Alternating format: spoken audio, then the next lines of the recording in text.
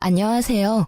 저는 40대 아줌마이고 아들 하나와 같이 살고 있습니다. 저는 재혼을 했었습니다. 이번 사연에서 그 얘기를 좀 해볼까 해요. 잘 키운 아들 하나 건사하길 바라는 게 저의 유일한 삶의 목표인데 이번에 처음으로 위기를 좀 겪었어요. 이런 곳에 사연을 쓰게 될 줄 몰랐는데 처음 쓰는 사연이 좋지 못한 내용이라 씁쓸하네요.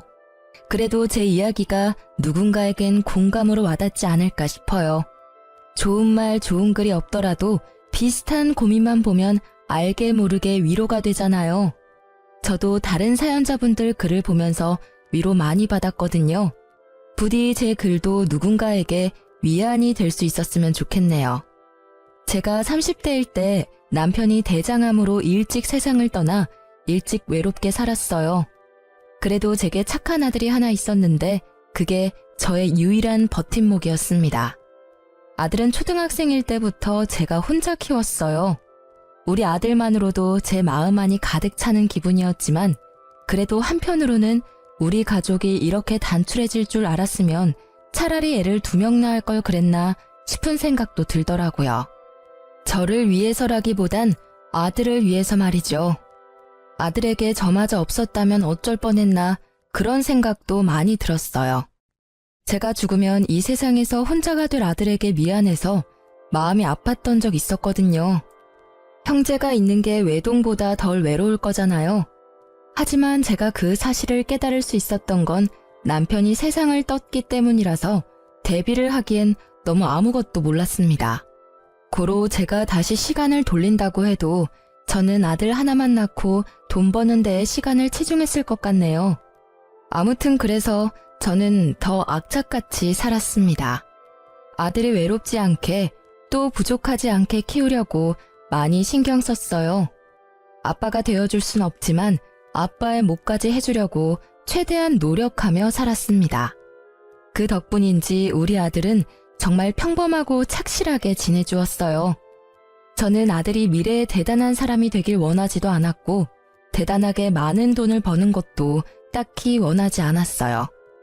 그저 무탈하게 잘 커주고 건강하게 지내는 것만으로 성공하는 거라고 생각했죠. 그렇게 살다가 아들이 결혼까지 하고 저만의 가정을 잘 꾸리기만 한다면 그게 저의 최종 목표나 다름없었죠. 그래서 저는 더 미친 듯이 돈을 벌었어요. 돈벌이가 되는 일이면 체면 상관없이 뛰어들어서 적금을 넣었죠. 제가 가진 게 없으니까 우리 아들이 기 안 죽으려면 그 방법밖엔 없더라고요. 아들이 먼 훗날 결혼할 때 기 죽어서 장가 가면 안 되잖아요. 그거 하나만 바라보고 사니까 돈 버는 게 딱히 힘든 줄도 모르고 살 수 있었어요. 저한테는 돈 일절 안 쓰고 차곡차곡 모으는 게 일도 아니었죠. 가난한 제 형편에 그나마 다행이었던 건 아들이 큰 병을 앓은 적이 없다는 건데요. 아무래도 죽은 남편과 제가 아들을 지키려는 집념이 강했기에 하늘이 그 기도를 들어주신 게 아닌가 싶네요. 그런데 제게 뜻밖의 인연이 찾아왔는데요. 그때가 아들을 초등학교 고학년까지 키운 시기였습니다. 제가 당시 어느 동네 빵집에서 일을 했는데 거기 사장님이 저와 비슷한 또래였어요. 사장님이 제게 먼저 관심을 표현해줘서 저도 모르게 마음이 열렸고 그렇게 재혼을 하게 된 거예요. 남편도 재혼인 입장이었던지라 저희는 별다른 예식을 치르지 않았습니다. 그냥 혼인신고만 했죠.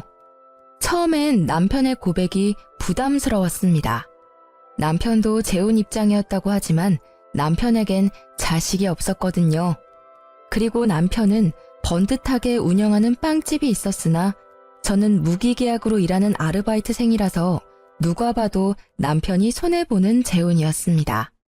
그런데도 제가 남편의 청혼에 응할 수밖에 없었던 이유는 남편이 저를 많이 사랑해줬던 것도 물론이지만 남편이 우리 아들을 자기 아들처럼 잘해줬기 때문이었어요. 제가 솔직히 친정도 없고 혼자 험한 세상과 부딪혀야 해서 많이 힘들었는데요. 그 순간마다 남편이 큰 도움이 되었습니다. 우리 아들도 아빠가 생겼다고 좋아하더라고요. 새 남편을 금세 아빠로 인정하며 잘 따르는 걸 보고서 재혼을 결심했던 거였죠. 근데 남편이 저의 모든 사정을 이해해줬다고 해서 시모까지 저의 존재를 그대로 받아들일 거란 확신이 없잖아요. 보통은 저처럼 사정이 열악한 며느리를 좋아하는 시모는 없을 겁니다. 그걸 알아서 시모와의 갈등을 단단히 마음먹고 인사를 드리러 갔었는데요. 처음 인사 갔을 때 솔직히 긴장 많이 했는데 의외로 시모 인상이 굉장히 선한 겁니다. 그래도 겉모습을 보고 사람을 판단하는 건 좀 많이 이르니까 끝까지 긴장을 풀지 않고 시모에게 최대한 예의를 갖추려고 했어요. 그런 저의 마음을 눈치챈 건지 시모가 의외로 정말 고마운 말을 해주더라고요. 나는 우리 아들이 2번 다시 장가 못 가고 혼자 쓸쓸히 살다 갈 줄 알았어. 나 죽기 전에 아들 잘 사는 거 못 보고 가나 했는데 정말 고마워. 그런 말씀 마세요. 저야말로 이이가 저랑 아들을 흔쾌히 받아줘서 고마운걸요. 앞으로 어머님께 누가 되지 않도록 잘할게요. 정말 감사합니다. 누가 되긴 무슨. 이렇게 우리 아들 걷어준 것만으로도 내가 근심 걱정이 싹 사라지는데. 그나저나 어머님 소리 듣기 참 좋다. 우리 앞으로 잘 지내보자. 우리 아들이 겉모습만 멀쩡하지 속은 순 맹탕이라서 허점이 많아. 그래도 2번 이혼하는 일은 없어야 하지 않겠어? 나한테 하소연하고 이해 좀 해줘. 제가 이 일을 미워할 리가 있나요? 맹탕이라는 건 사실 착하다는 뜻이기도 하잖아요. 저야말로 허점투성이라 이이가 힘들지는 않을지 모르겠어요. 같이 노력하면서 살아야겠죠. 실제 시모는 순진한 분위기를 많이 풍겼습니다. 말을 할 때도 목소리를 잘 못 높였고 모든 게 조심스러웠으며 저를 안쓰럽게 봐주었죠. 저는 그런 시모와 하루빨리 어색함을 풀기 위해서 우리 아들과 남편보다 시모의 편의를 더 봐주기도 했습니다. 그런데 하나 마음에 걸리는 게 있었다면 바로 결혼 자금이었어요. 저한테 목돈이라고 할 만한 돈은 우리 아들 장가 갈 때 주려고 몇 년째 모으고 있던 적금뿐이었습니다. 그런 사정을 남편이 알고 있거든요.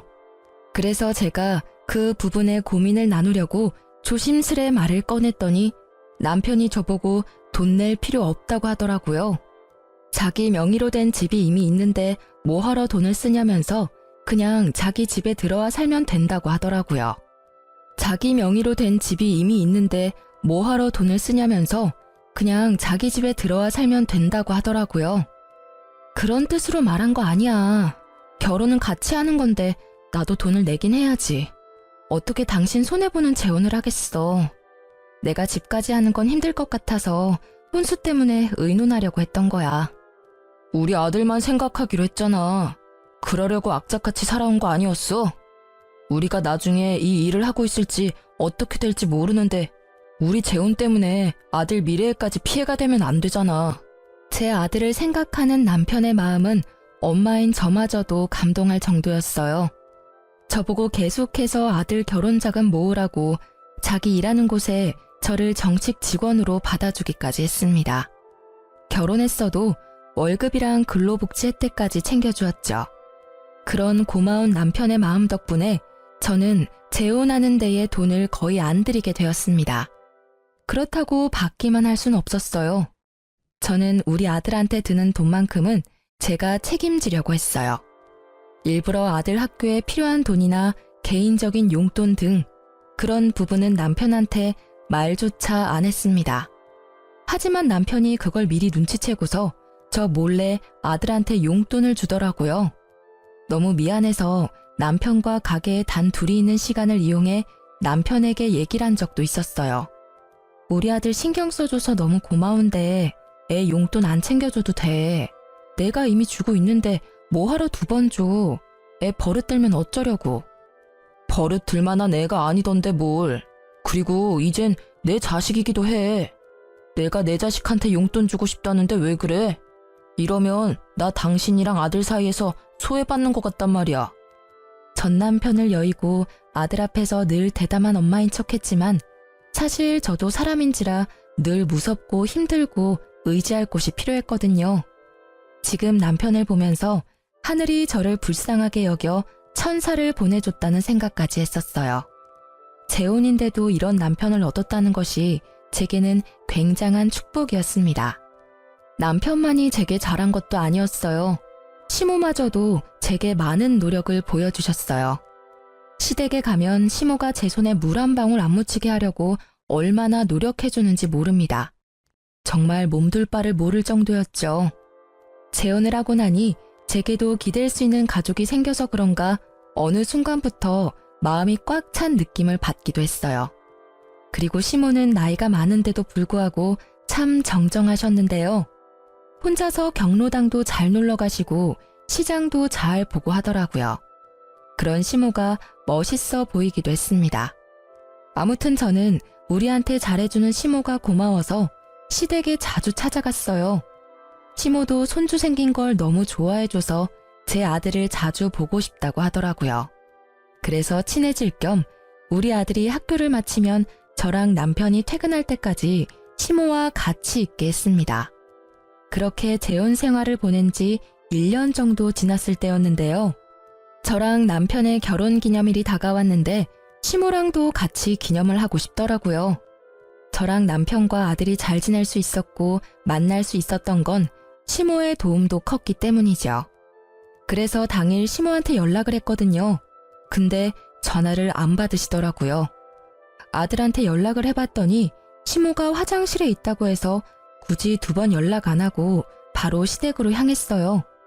제가 남편보다 일찍 마쳐서 장을 본 후에 혼자서 시댁을 찾아갔습니다.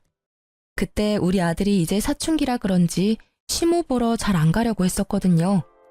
그날은 제가 따로 연락해서 시댁에 가 있으라 했기 때문에 아들 혼자 시댁에 먼저 가 있는 참이었어요. 아들이 좀 귀찮고 싫어하는 티를 냈으나 기념일이니까 어쩔 수 없이 저희 말을 따라준 거죠. 도착하고 저는 시댁의 비밀번호를 알고 있어서 알아서 누르고 들어갔습니다. 그랬더니 예상치 못하게 옷 하나 걸치지 않은 시모를 마주치고 말았어요. 시모도 놀랐겠지만 저도 너무 놀라서 순간 주저앉을 뻔했습니다. 어머 깜짝이야. 넌 왜 초인종도 안 누르고 들어오니? 죄송해요. 연락드렸는데 어머님이 안 받으시길래 바쁜 줄 알고 그냥 들어왔죠.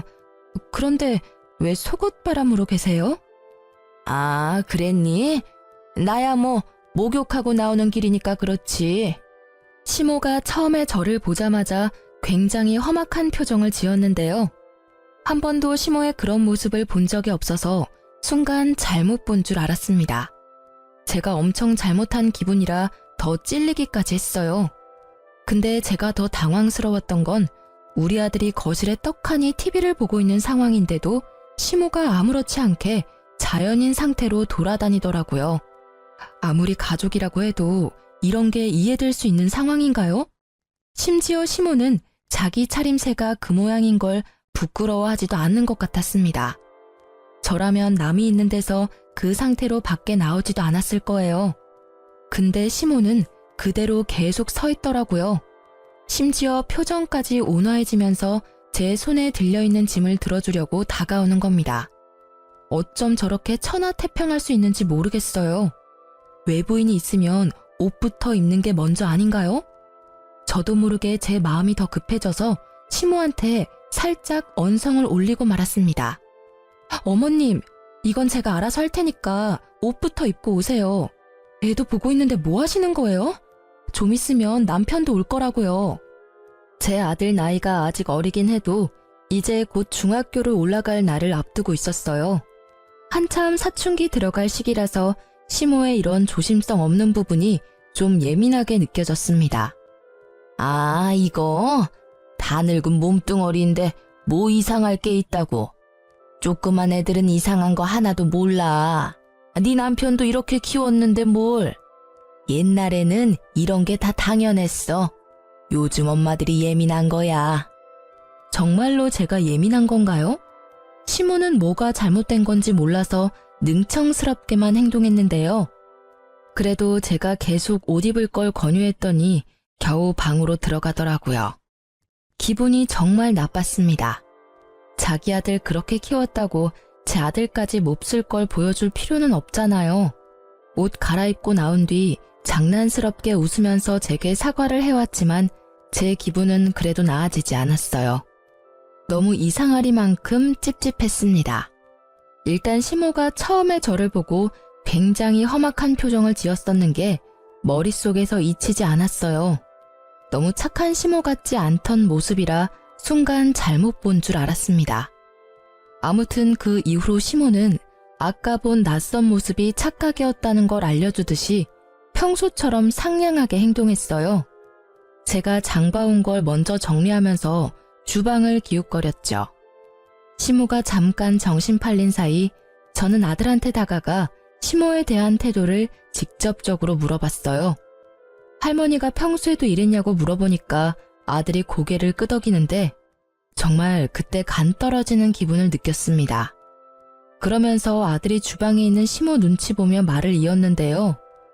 아들이 할머니 집 가기 싫다고 했던 이유 중 하나가 이거라고 하더라고요.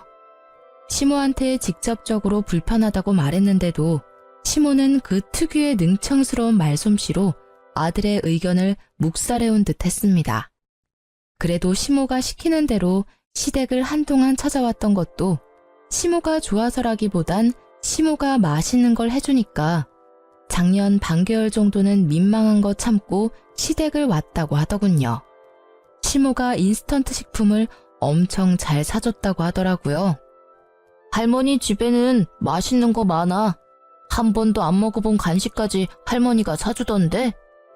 아들이 할머니 냉장고에는 물보다 음료수가 더 많다는 소리까지 하길래 그게 무슨 소리인가 싶어서 주방에 가 냉장고를 확인했습니다.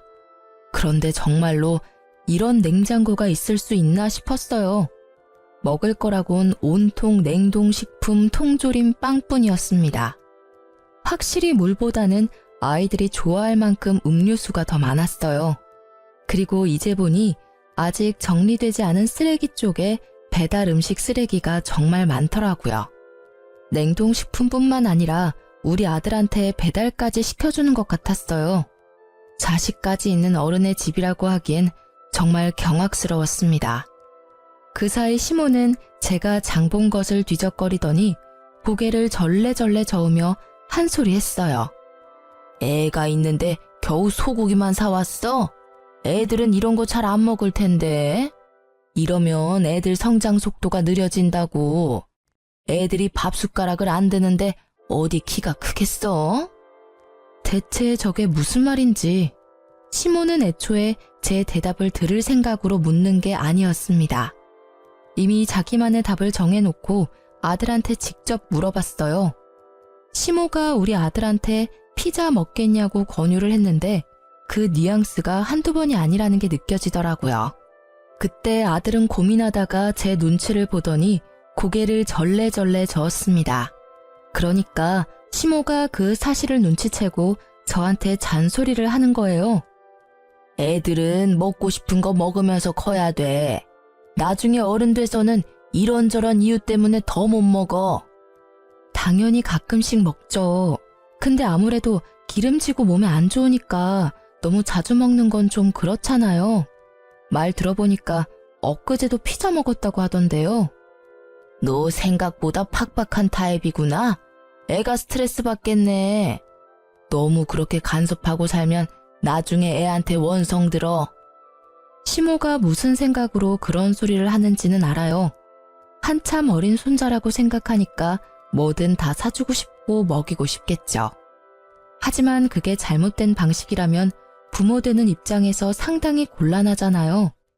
솔직히 말하자면 제 교육 방식과 많이 달라서 좀 마음에 안 들었습니다. 게다가 시모가 아들 문제로 저한테 이래라 저래라 참견할 줄도 몰랐어요. 그런데 그게 시모의 이상한 고집으로 이어질 거란 생각도 못했습니다. 시모는 무슨 옥이라도 생긴 건지 그날 저와 약간의 신경전 이후 적극적으로 제 아들한테 참견하기 시작했어요. 마치 저한테서 자기 손주를 해방시켜 주려는 듯 행동을 취했습니다. 제가 자리만 비우면 시모가 아들한테 제 험담 비슷한 걸 했어요. 엄마가 이런 거 못하게 하지? 이 할머니 집에 오면 얼마든지 할 수 있고 놀 수 있고 먹을 수 있어. 다른 애들은 다 그렇게 사는데 내가 보기엔 네 엄마가 너무 팍팍한 것 같아. 이러면 친구들 사이에서도 뒤처지지 않아? 저희 아들이 말을 많이 하는 걸 안 좋아하는데 시모가 계속 아들한테 말을 시키면서 아이한테 나쁜 영향을 끼치더라고요. 그래서 웬만하면 제가 아들에게 굳이 시댁 가보라고 시키지 않았어요. 아들도 오히려 편해하더라고요. 시모가 저한테 전화해서 아들 얘기를 해도 친구랑 놀러가서 집에 없다고 말하며 시모와의 약속을 피하게 만들었어요. 그렇게 지내는 게 불편했지만 그래도 아들이 시모랑 같이 있는 것보단 나았습니다. 그러던 어느 날이었어요. 아들이랑 단둘이 있는 시간에 남편이 택배를 한가득 챙겨오는 겁니다. 엄마가 괜히 외식하는데 돈 쓰지 말고 집에서 해먹으라네. 아들이 좋아하는 걸로만 골랐대. 엄마도 참 손자 사랑이 넘쳐. 남편이 들고 온 건 전부 다 냉동식품이었습니다. 그걸 보니까 한숨이 나오더라고요. 심지어 남편은 한참 크고 있는 아들의 영양 섭취는 생각도 안 하는 건지 삼시세끼 냉동식품 먹으면 식사 준비도 안 힘들고 좋겠다고 하는 거예요. 저는 시모가 자리에 없는 김에 그제야 남편한테 시모에 대한 불만을 얘기했어요. 해야 할 것 같았습니다. 아무래도 애랑 어머님이랑 거리를 좀 둬야 할 것 같아. 어머님이 생각보다 애 앞에서 너무 조심성이 없더라. 애랑 같이 있는데도 옷을 입지를 않으셨대. 무슨 자연인처럼. 그리고 작년까지만 해도 어머님이 우리 애 매일 봐줬잖아. 그때 매 끼를 인스턴트만 먹였대. 그게 왜? 엄마는 그냥 손주가 이뻐서 표현하는 건데. 원래 할머니들이 그런 거야. 다른 집은 매질하는 할머니도 있다는데 맛있는 거 사주는 할머니면 완전 100점짜리 아니야? 그 마음은 알지. 근데 방식이 잘못됐잖아. 우리 아들 이제 사춘기라서 어머님처럼 조심성 없는 태도로 대하면 점점 예민해질 거라고. 걱정하지 마. 아무 문제 없어. 나도 그렇게 자랐는데 당신 나랑 결혼할 때만 해도 전혀 몰랐잖아. 예민한 건 당신이 더 예민한 것 같은데 요즘 왜 그래? 그래도 남편은 이해를 해줄 거라 믿었는데 제 말을 전혀 못 알아듣는 듯 했습니다. 남편은 말이 안 통하고 시모는 계속 애한테 안 좋은 영향만 주니 결국 저 혼자서 조치를 취해야 했어요. 할 수 없이 저는 아들이 시댁에 절대 가지 못하도록 학원 보내는 걸로 방법을 취했습니다. 정말 다행히도 아들 학원 덕분에 시모랑 아들 만나는 횟수가 대폭 줄어들었어요. 그러자 시모가 불만이 쌓였는지 다른 수를 쓰기 시작했는데요. 이젠 직접 우리 집을 찾아오기 시작한 겁니다. 집에 너무 자주 찾아오는 것 같더니 손주 얼굴 한번 보고 간다는 핑계로 집에 눌어붙어 있는 시간이 늘어갔어요. 그렇게 오래 죽치고 앉아있다 보면 당연히 귀가 시간이 늦어지잖아요. 그럼 자고 가기도 하셨는데 이젠 그 횟수가 많아지더라고요. 그러면서 어느 날엔 제가 불평이라도 할까봐 미리 선수치기도 했습니다. 우리 아들 집인데 내가 좀 들락거린다고 신경 쓰이는 건 아니지? 내가 원래 우리 아들 집에 자주 왔다 갔다 했었거든. 너네 신혼 1년 즐기라고 그동안 참아줬으니까 이제는 같은 가족끼리 안 그래도 되잖아. 물론 저랑 남편이 결혼 자금 아낀다고 결혼식을 안 했고 제가 모은 돈을 아들 위해 쓰라고 혼수조차 안 하긴 했습니다. 제가 남편과 부부이지만 어떻게 보면 남편 집에 얹혀 사는 게 맞아요. 하지만 그렇다고 이미 가정이 생긴 집안에 멋대로 들락날락하는 게 말인가요? 재혼하고부터는 엄연히 저랑 남편의 집이잖아요. 대체 왜 시모가 1년 정도는 봐줬다고 생색을 내는 걸까요? 시모는 집도 따로 있으면서 자기 아들 집까지 자기 집이라 생각하는 것 같았습니다. 시모가 한마디 두마디 할 때마다 얼마나 뻔뻔하게 들렸는지 몰라요. 자기가 뭘 실수하고 있는지도 전혀 모르는 얼굴이었는데 그게 은근히 사람 속을 터지게 했습니다. 여기서 제가 불평하면 저만 이상한 사람이 되는 거였어요. 시모가 상황을 그렇게 만들어 갔으니까요. 무엇보다 시모가 제 아들 일에 참견하는 걸 넘어서 남편에게도 만만치 않게 신경 쓰기 시작했는데요. 점점 시모 위주로 돌아가기 시작하는 집안 분위기를 보면서 우리 가족이 잘못될까봐 그게 제일 무서웠습니다. 일단 남편한테는 자기 아들이니까 이래라 저래라 제 입맛에 맞도록 지시를 많이 했고요. 우리 아들한테는 자기 손주니까 나이 많은 자기가 멋대로 키우려고 이렇게 저렇게 시켰죠. 그걸 남편이 신경 안 쓰고 내버려 둔다는 것도 제 스트레스를 키우는데 한몫했습니다. 솔직히 이건 좀 아니잖아요. 그래서 저는 참다 남편을 따로 불러서 시모가 우리 집에 자주 오는 걸 불편하다고 얘기했습니다. 그러니까 남편이 뭔가 곤란하다는 듯 착잡한 표정으로 되받아쳤는데요. 엄마가 혼자 지내기 외롭다고 합가하지. 내가 그러자고 했어. 얼마 전에 부동산한테 얘기해서 엄마 집 정리 중이야. 뭐? 그걸 왜 나한테 한마디 말도 없이 마음대로 진행해? 당신도 엄마랑 지내는 거 좋아했잖아. 엄마한테 자주 찾아가길래 그럴 바엔 같이 사는 게 낫겠다고 생각했지. 그건 옛날 일이지.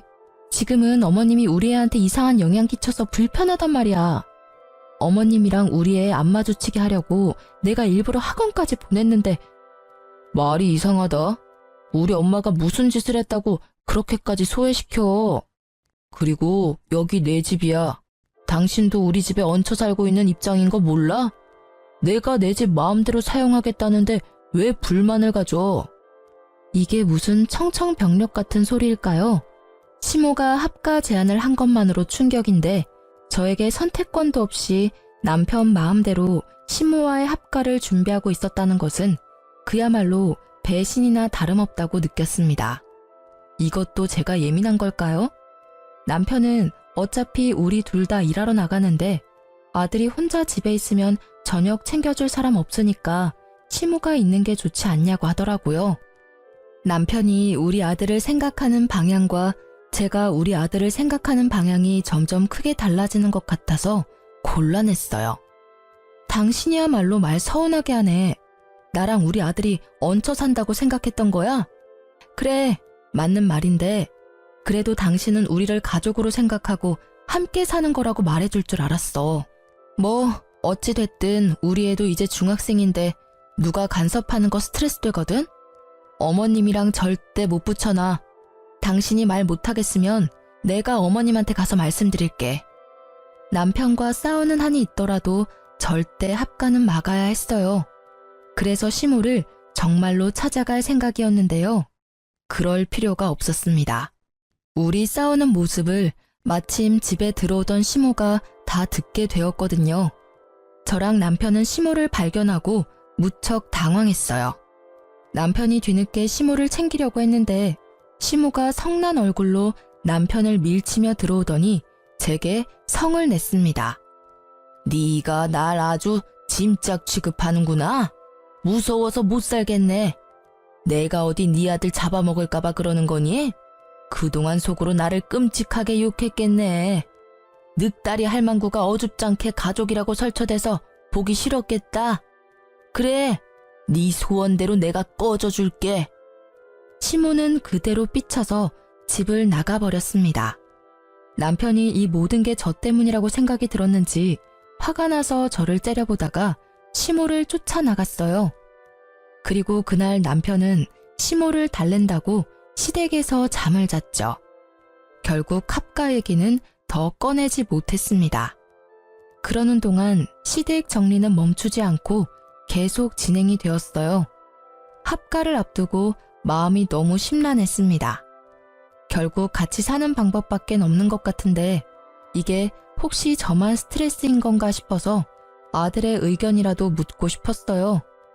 그날 밤 아들이 잠자리에 들기 전 아들 방에 찾아가 대화를 좀 나눴습니다. 그러다 아들 입을 통해서 알게 된 당황스러운 사실이 있었어요. 이건 제가 전혀 예상하지 못했던 일들이었습니다. 아들이 제게 말을 할까 말까 망설이다가 겨우 해준 얘기였거든요. 사실 할머니가 엄마 모은 돈을 자꾸 탐내는 것 같아. 나 할머니 싫어. 할머니가 계속 엄마 몰래 엄마 적금 통장 비밀번호도 알아오라고 해. 뭐라고? 그게 무슨 소리야? 할머니가 너한테 엄마 통장 얘기를 했었어? 왜? 할머니가 돈 필요하대? 아니, 나 결혼할 때 되면 어차피 아빠 명의로 된 재산이랑 집 내가 다 받을 텐데 엄마가 모으고 있는 결혼 자금으로 미리 보답해야 되는 거 아니냐고 하던데 아빠 재산 그냥 꿀꺽할 생각이냐면서. 그럼 나쁜 자식 되는 거라고. 저는 말씀드렸다시피 결혼할 때 남편한테 아들의 결혼 자금 모으고 있다는 소리를 한 적이 있습니다. 그 돈을 위해서 남편이 결혼 자금 따로 안 쓰도록 예식도 안 했고 오히려 월급을 챙겨줬다고 했잖아요. 근데 그게 정말 아낄 수 있도록 놔둔 게 아니라 뒤에서 몰래 뺏을 궁리를 하고 있었나 보더라고요. 저 몰래 아무것도 모르는 아이한테 시모가 그런 말을 했다는 것이 너무 충격이었어요. 더 놀라웠던 건 아들이 시모가 그 말을 할 때 아빠가 옆에 있었다는 말도 하는 겁니다. 아빠가 엄마한테 말하지 말래. 안 그럼 엄마 쫓아낸다고 했어. 나중에 아빠가 때 되면 직접 말한다길래 계속 비밀로 하고 있었지. 이제 중학생이 될 나이긴 했지만 그래도 한참 어린 초등학생인데 어떻게 애한테 이런 협박을 할 수가 있답니까? 그것도 가족이란 사람들이 말이죠. 남편이 저를 생각해서 배려해줬던 모든 것들이 다 제 돈을 떼어가려는 속셈이었다는 사실이 너무 어이가 없었어요. 아들의 말을 믿지 않기엔 우리 아들이 거짓말하는 얼굴은 아니었습니다. 오히려 그동안 남편과 시모 때문에 스트레스를 많이 받았는지 울려고도 했어요. 저는 그 이후로 이 재혼 생활을 청산해야겠다고 결심을 내렸습니다. 제 아들을 위해서 그게 맞는 길이라 생각했어요. 아들이 할머니랑 아빠가 무섭다고 하는데 어떻게 좋은 가족이 될 수 있겠습니까? 이혼을 마음먹은 저는 그날부터 변호사 사무실을 몰래 알아봤어요. 왠지 합의 이혼은 남편이 안 받아줄 것 같아서 무조건 소송하려고 남편의 꼬투리를 잡을 궁리도 계속했죠. 그래서 제가 선택한 방법이 시모의 합가를 받아주는 거였습니다. 어차피 시모가 집을 팔아넘긴 거라 합가를 할 수밖에 없는 상황이었지만 그걸로 남편한테 더 이상 트집을 잡진 않았어요. 합가를 시작하고 나서 시모는 제게 여전히 삐졌는지 말을 잘 안 걸었습니다. 그럼에도 우리 아들과는 잘만 지냈는데요. 그마저도 제가 모든 걸 다 알고 가까이 지켜보니까 시모랑 남편이 추상적게 행동하는 게 다 보이더라고요. 우리 아들 자꾸 몰래 불러내거나 대화하려고 하는 것들까지도 들었습니다. 시모가 알아서 수상하게 움직여주니까 저로서는 좋았어요. 긴 시간을 안 들여도 되었거든요. 저는 최대한 시모랑 남편의 모든 걸 뒤졌습니다. 시모가 없는 사이 시모의 휴대폰까지 뒤졌어요. 우리 아들한테 전화한 내역이 많더라고요. 통화 내역 말고 문자는 철저하게 지운 듯 했습니다. 뭔가 캥기는 게 있었겠죠. 시모랑 아들이 통화를 많이 한 것 보면 아들 폰에도 시모의 기록이 남아있을 것 같더라고요.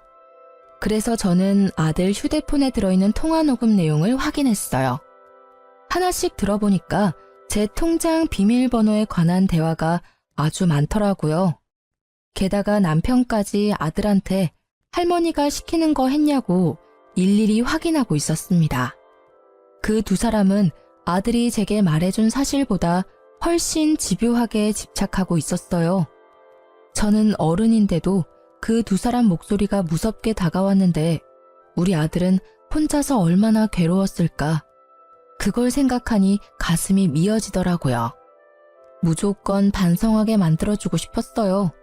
그래서 저는 그 파일 저한테 다 옮겼습니다.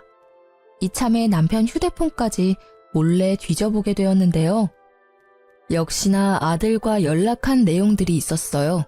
하지만 저는 거기서 아들에 관한 정보 이상으로 뜻밖의 사실을 발견하게 되었습니다. 남편이 불륜을 저지르고 있단 걸 알았어요. 채팅방에 불륜의 증거가 가득하더라고요. 자기보다 20살이나 어린 여자들에게 마치 솔로인 척 30대인 척 하면서 사기치고 연락을 주고받는 내용을 확인했습니다. 심지어 모르는 남의 사진까지 사칭해서 자기 얼굴인 척 사진을 주고받았더군요. 차마 눈 뜨고 보지 못할 사진들을 훑어보면서 화가 치밀어 올랐어요. 고작 이 정도밖에 안 되는 남자한테 푹 빠진 제가 한심하게 느껴졌습니다. 일단 저는 그걸 다 사진으로 찍었어요. 남편이 발뺌 못하도록 채팅방 내용까지 찍었죠. 정말 많은 정황들 때문에 다행히 소송이 가능해졌어요. 그제야 저는 아들과 따로 살 작은 원룸까지 찾기 시작했고 이삿짐을 하나하나 정리하기 시작했습니다. 그리 큰 짐은 안 챙겼고요. 중요한 물건이랑 아들 것만 따로 챙겼어요. 아들한테만 우리의 사정을 설명해 준 뒤에 남편이랑 시모 몰래 야반 도주를 하게 되었습니다. 식탁에 이혼 소송장과 메모지만 놓고 나왔어요. 그 사람들이랑 얼굴 보고 인사하고 싶지 않았거든요. 혹시 제가 실수하는 것일까봐 아들한테 한 번 더 물어봤습니다. 다시 이혼을 해도 되겠냐고 미안하다고 하면서 물었더니 아들이 오랜만에 제게 진심 어린 미소를 보여주더라고요. 그냥 괜찮다는 말만 하는데도 아들 표정은 그 이상으로 밝았어요. 아들에게 정말 미안했지만 그래도 아들이 좋아해주니 안심은 되더군요. 전보다 못한 집이었어도 아들이랑 둘만 있으니까 마음이 그렇게 편할 수가 없었어요.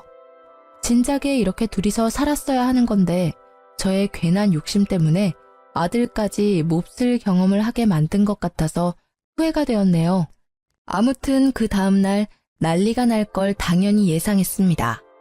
아침부터 시모랑 남편한테 불나게 전화가 오더라고요.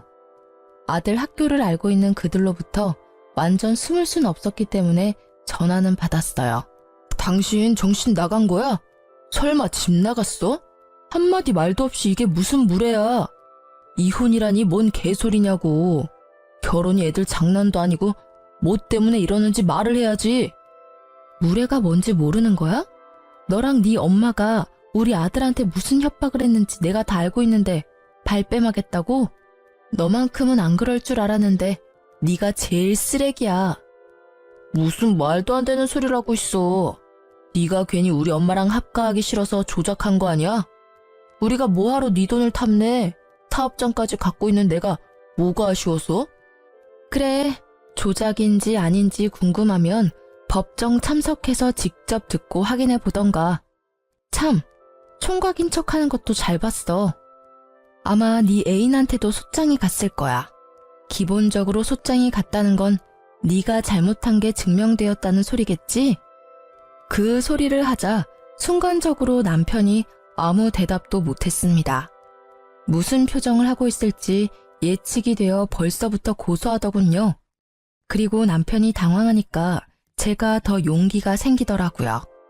저를 만만하게 본 남편이 좀 더 시겁했으면 해서 그 순간을 놓치지 않고 말을 이었습니다. 나중에라도 우리 앞에 알짱거리면 네 유일한 밥줄까지 끊어버릴 거야. 소문이란 게 참 무섭잖아? 게다가 거기 동네는 어르신들 많아서 매출 끊기는 걸로 끝나지 않을걸? 돌이나 안 맞으면 다행이지. 저는 마지막까지 우리 아들 건들지 말고 나타나지 말라고 경고하고 끊었습니다. 그랬더니 남편이 겁을 먹었는지 더 이상 전화가 안 왔어요. 그런데 시모가 보통 성격이 아니더라고요. 상황 파악이 안 되는 건지 자기 아들 밥줄 끊기게 하고 싶어서 발악을 하는 겁니다. 시모가 저한테 직접 연락한 게 아니라 우리 아들 학교로 찾아간 거예요. 아들이 연락 와서 할머니가 붙잡고 안놔준다고 하는데 그 소리 듣자마자 심장이 철렁 내려앉았어요.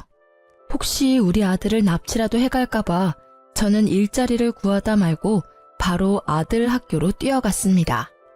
시모가 우리 아들을 붙잡고 잡아 끄는 걸 발견했어요. 그곳으로 바로 쫓아가서 당장 시모를 밀쳤습니다. 그러자 시모가 저를 보고는 마침 잘 됐다면서 바로 저한테 달려들더라고요.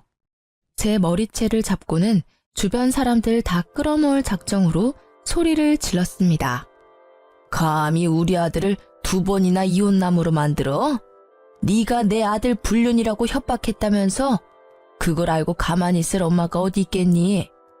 나도 네 아들 왕따 당하게 학교에 소문 다 낼 거야. 얘가 바람나서 도망간 년의 아들이라고. 도가 넘는 발언을 하는 시모에 저는 더 이상 듣고만 있을 수 없어서 사람들이 보든 말든 시모의 머리채를 같이 잡았습니다. 시모가 엄살이 심해서 바로 저한테서 손을 떼더라고요. 그 틈을 놓치지 않고 저는 바로 시모의 귀싸대기까지 갈겨줬어요. 내가 그쪽 아들한테 분명 우리 앞에 나타나지 말라고 경고했을 텐데 전달 못 받았나 봐요. 그렇다면 다시 똑똑히 말해줘야겠다. 이제부터 그쪽은 아들 앞길 막는 엄마가 되는 거예요. 엄마 때문에 아들 인생 제대로 쪽나면 아들이 어떻게 나올까 궁금하네요. 이 싹수 없는 것이 감히 어른한테 손찌검을 해? 돈도 없는 거지 주제에 네가 해봤자 뭘 할 수 있다고 난리야. 나라고 가만히 있을 것 같아? 너 사람 잘못 건드렸어. 네, 그럼 어디 해보세요. 어느 누가 더 망가질지 해보면 알겠네요. 저 지금부터 그쪽 아들 인생 제대로 박살내줄 건데 이건 다 그쪽 탓인 거예요? 그대로 아들을 데리고 집으로 돌아온 저는 그날 이후 남편 동네에 직접 찾아가서 빵집 사장이 불륜을 저질러서 이혼 소송 당했다는 사실을 마구마구 퍼뜨렸습니다. 어르신들에게 손수 증거 사진까지 보여주면서 입소문 퍼뜨렸어요. 역시나 말하기 좋아하는 어르신들 덕분에 여기저기 입소문이 터졌습니다. 어르신들은 남편 빵집에 굳이 찾아가서 침을 뱉고 쌍욕하고 손가락질을 했어요. 남편 빵집에서 샀던 빵을 더럽다고 도로 돌려주는 어르신들도 있었습니다. 사실을 모르던 남편은 속수무책 당할 수밖에 없었어요. 빵집 이미지가 제대로 망가져서 남편 가게 매출은 뚝뚝 떨어졌고 남편이 그냥 거리만 지나가도 쓰레기를 처맞는 수준이 되었습니다. 남편은 이렇게 일을 만든 것이 저뿐이라고 생각했는지 저한테 전화가 왔더라고요. 이혼해 주겠다잖아. 이건 약속이랑 다르지. 당신 때문에 동네에서 고개를 못 들고 다닌다고. 어떻게 한 입으로 두 말을 할 수가 있어? 내가 너한테 뭔 짓을 했다고. 넌 아무 짓 안 했지. 네 엄마한테 물어봐. 네 엄마가 갈 때까지 가보자는 식으로 나오길래 나도 갈 때까지 가주겠다고 약속했을 뿐이야. 우리 아들 학교 찾아와서 매달리는 건 진짜 아니잖아. 원망하고 싶으면 네 엄마를 탓해야 될 거야. 아마 남편이 시모한테 가서 엄청나게 따졌을 겁니다. 그럼 시모가 제 탓으로 화살을 돌리면서 변명을 하겠죠. 결국엔 두 사이의 갈등이 산불처럼 불어나서 멀어질 거예요. 제가 진정으로 원하는 결말이네요. 아쉽게도 결말을 두 눈으로 확인하진 못했어요. 두 사람이 급하게 이사를 가는 바람에 그 뒤로는 어찌 사는지 모르거든요. 아마 둘 다 나이가 많아서 새 출발하기는 좀 많이 어려울 겁니다. 그들과 반대로 저는 재산 분할 소송까지 해서 남편 명의로 된 집값까지 조금 얻을 수 있었어요. 작은 원룸에 단기 계약으로 들어가 있었는데 그 기간이 끝나면 전세로 집 하나 구할 수 있을 것 같아요. 현재 아직 단기 계약 원룸에서 지내고 있습니다. 다음 달이면 계약 만기인데 아들 방 하나, 제 방 하나 있는 곳으로 미리 찾아놨어요. 지금 우리 아들이 중학교 입학을 앞두고 있거든요. 집을 그 주변으로 찾아놨는데 우리 계약이 만기될 때까지 자리가 있었으면 좋겠네요. 글을 쓰면서 재혼을 해버린 제 자신을 다시 한번 반성하게 되었습니다. 정말 좋은 시간이었어요. 누군가에게 위로의 말을 듣는 것보다 이렇게 글 쓰는 것만으로도 마음의 정리가 될 줄은 몰랐네요. 앞으로도 정리하고 싶은 일들이 생기면 종종 들려야겠어요. 여러분들도 사연에 한번 도전해보세요. 생각지도 못한 위안을 받게 될 겁니다. 답이 보일 수도 있는 거고요. 그럼 이제 글을 마무리해야겠네요. 들어주신 여러분들 좋은 밤 되시고 시간 내주셔서 고맙습니다.